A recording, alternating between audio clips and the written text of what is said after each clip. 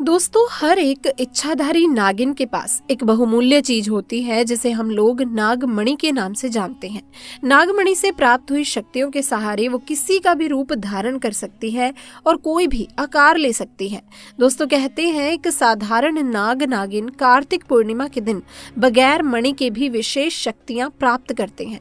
दोस्तों, नाग नागिन महादेव को ही अपना आराध्य देव मानते हैं। अगर आप भी महादेव के परम भक्त हैं तो सच्ची श्रद्धा से कमेंट बॉक्स में हर हर महादेव जरूर से लिखना। तो दोस्तों, राजस्थान के एक गांव में इच्छाधारी नागिन ने दिया एक बच्चे को जन्म, परंतु गांव वालों ने कर दी ये गलती। इसके बाद जो हुआ जानकर आपके भी रोंगटे खड़े हो जाएंगे। दोस्तों, ये चमत्कारी घटना राजस्थान के एक छोटे से गांव चांदपुर की है। दरअसल ये घटना घटित हुई चांदपुर के मुखिया और वहां के सबसे धनी इंसान आकाश जी के साथ। परंतु आकाश जी आज से करीब 8 साल पहले एक साधारण और गरीबी का जीवन व्यतीत करते आ रहे थे। वो अक्सर जंगल में अपनी गाय को चराने जाया करते थे। एक दिन वो गाय चरा के अपने घर आ रहे थे तो उन्होंने देखा कि उनकी एक गाय जंगल में ही रह गई है। तो वो उसे ढूंढने के लिए वापस जंगल में चले गए। वो गाय को ढूंढते ढूंढते जंगल के थोड़ा और अंदर चले गए। इस जंगल में एक इच्छाधारी नागिन अपने नाग के साथ एक विशाल पेड़ के पास रहा करती थी। वो नागिन गर्भवती थी। शाम का वक्त था और आकाश उस पेड़ के पास से गुजर रहा था तो उसे वहां एक तेज चमकती हुई चीज दिखाई दी, परंतु साथ ही वो दोनों नाग नागिन भी वहीं थे। उन्हें देख वो थोड़ा डर गया और तुरंत ही वहां से जल्दी से घर की ओर भागा। आकाश इतना घबराया हुआ था कि उस समय तो उसने पीछे मुड़कर तक नहीं देखा, परंतु उस रात उसके ध्यान में वो चीज जो चमक रही थी बार बार आ रही थी। वो इतना तो समझ गया था कि हो ना हो बहुत ही मूल्यवान चीज थी और अगर वो मुझे मिल गई तो मैं भी धनवान हो जाऊंगा। परंतु सबसे बड़ी मुसीबत थी वो दोनों नाग नागिन। अगले दिन वो वापस जंगल उसी पेड़ वाले स्थान पर गया और कुछ दूर खड़े रहकर छिपकर उस पेड़ के पास रह रहे नाग नागिन को देखने लगा। कुछ देर देखने के बाद उसने ध्यान दिया कि नागिन तो गर्भवती है। वो उस रात घर आकर सोचने लगा कि अच्छा मौका होगा, जब नागिन अपने बच्चे को जन्म देगी तभी वो नागमणि चोरी कर लेगा, क्योंकि उस समय नागिन कमजोर होगी। बस नाग को मारना होगा। दोस्तों, कहते हैं अगर किसी नाग के मुंह की तरफ गोबर मार दिया जाए तो वो अपना होश खो बैठता है। अब आकाश हर रोज गोबर लेकर उस विशाल पेड़ के पास छुपकर सही मौके का इंतजार करने लगा। एक दिन वो मौका भी आया जब नागिन अपने बच्चे को जन्म देने वाली थी। तभी चुपके से आकाश ने नाग के मुंह पर तेजी से गोबर मारा और फिर एक बड़े पत्थर से नाग को मार डाला। फिर उसने नागिन और उसके बच्चे को भी मार डाला और उस मणि को उठाकर जल्दी से घर की तरफ निकल पड़ा। परंतु दोस्तों, उधर नागिन किसी तरह बच गई थी, बस बेहोश पड़ी थी। जब नागिन को होश आया, उसने अपने बच्चे और पति को मरा देखा तो उसके तो दुख दर्द का ठिकाना ही नहीं रहा। वो उस समय गुस्से से पागल हुई जा रही थी। उसने आकाश से बदला लेने की ठानी, परंतु मणि चली जाने के कारण वो अपनी शक्तियों का प्रयोग नहीं कर सकती थी। परंतु अभी भी वो अपना रूप तो बदल ही सकती थी। इधर आकाश को जैसे ही मणि मिली, उसका पूरा जीवन ही परिवर्तित हो गया। उसकी फसल इस बार काफी अच्छी हुई और काफी महंगे भाव में भी बिकी।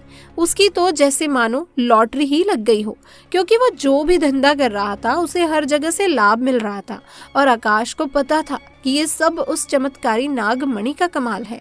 गांव में हर जगह उसका नाम था। आकाश के इस रुतबे को देख एक अच्छा रिश्ता आकाश के लिए उसके पास ही के गांव से आया और सुमन नाम की एक सुंदर स्त्री से उसका विवाह संपन्न हुआ। दोस्तों, सुमन अपने पति आकाश को बहुत ही प्यार करती थी और बहुत इज्जत देती थी। दोनों एक दूसरे का कदम कदम पर साथ निभाते उनकी जोड़ी गांव में मिसाल बन चुकी थी। उधर नागिन भी एक पुरुष का रूप धारण कर मंगल नाम से आकाश के यहाँ उसका मुंशी बन गया और आकाश का विश्वास जीतने लगा। आकाश भी मंगल के व्यवहार और वफादारी को देख उसे अपने भाई समान ही मानने लगा। एक दिन सुमन अपने पति आकाश के पास आती है और बताती है, तुम पिता बनने वाले हो, मैं गर्भवती हूँ। ये सुन आकाश की तो खुशी का ठिकाना ही नहीं रहा। उस दिन वो खुद अपने मुंशी मंगल के पास गया और बोला, देखो मंगल, मेरा कोई भाई नहीं है, परंतु जब से मुझे तुम्हारा साथ मिला है तुम मेरे सगे भाई से भी कहीं अधिक बन चुके हो।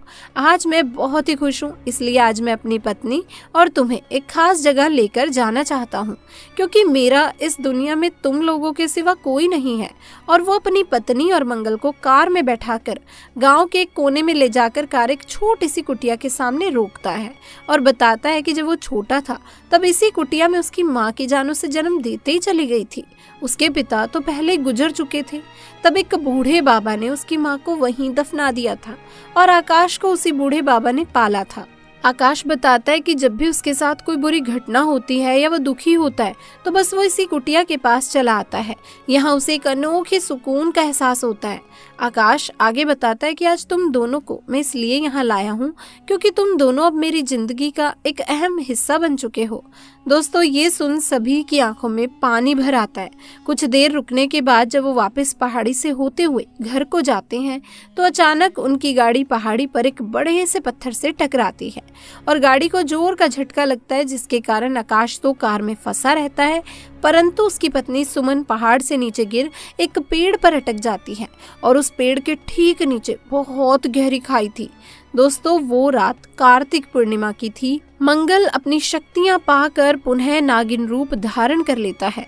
आकाश मंगल को देख चौंक जाता है क्योंकि मंगल अब नागिन में पुनः बदल गया था। वो नागिन आकाश को बताती है कि कैसे ठीक इसी तरह वो भी इसी स्थिति में फंसी थी जब आकाश ने उसका पूरा घर संसार उससे लूट लिया था, उसके पति और बच्चे को मारकर, और आज मेरे पास बदला लेने का मौका है। आकाश घायल गाड़ी में फंसा हुआ था और रो रो कर नागिन को बोलता है कि भले मेरी जान ले ले, परंतु मेरी पत्नी गर्भवती है, उसे छोड़ दो। परंतु तभी उस नागिन को अपनी वही स्थिति याद आती है कि क्या होता है जब कोई अपना छिन जाता है। ये जिंदगी का सबसे बड़ा दुख होता है। नागिन ने आकाश का उसकी पत्नी के प्रति सच्चा प्यार देख उसे माफ कर दिया और सुमन को उस पेड़ से निकाल बचा लिया तथा दोनों को हॉस्पिटल छोड़ खुद वापस जंगल में उसी विशाल पेड़ के पास चली गई। जब आकाश हॉस्पिटल से स्वस्थ होकर अपनी पत्नी के साथ घर वापस लौटा तो दोस्तों उसे अपनी गलती का एहसास हुआ और उसने जाना कि उसने कितनी बड़ी गलती करी है। वो नागमणि को लेकर उसी विशाल पेड़ के पास गया और उस पेड़ के पास उस नागमणि को रख फूट फूट कर रोने लगा और शाम को वापस घर आ गया। तो दोस्तों, आप भी हमेशा ध्यान रखें क्योंकि नाग नागिन का प्रेम एक दूसरे के लिए अटूट होता है। ये एक दूसरे की दूरी को सहन नहीं कर पाते। अगर आप किसी भी नागिन के नाग को मार देते हैं तो नागिन अपने नाग की आंखों में देखकर ये पता लगा लेती है कि उसके नाग का कातिल कौन है। नागिन नाग के कातिल को 7 जन्मों तक नहीं छोड़ती, उसके पीछे पड़ी रहती है और जब तक दोस्तों उसे खत्म नहीं कर देती वो खुद भी चैन की सांस नहीं लेती। तो इसलिए आप ध्यान रखिए, कभी भी नाग नागिन से पंगा ना ले, वरना इसका परिणाम भयंकर हो सकता है। तो दोस्तों, कभी कभी इंसान लालच में इतनी बड़ी गलती कर बैठता है कि फिर उस गलती को कभी भी ठीक नहीं किया जा सकता और बस अंत में पछतावा रह जाता है। आपको ये घटना कैसी लगी आप हमें कमेंट बॉक्स में आके जरूर बताइएगा। इसी के साथ इस वीडियो को लाइक करें, शेयर करें और चैनल को सब्सक्राइब करें। मिलते हैं किसी और वीडियो में, तब तक के लिए आप सभी का धन्यवाद।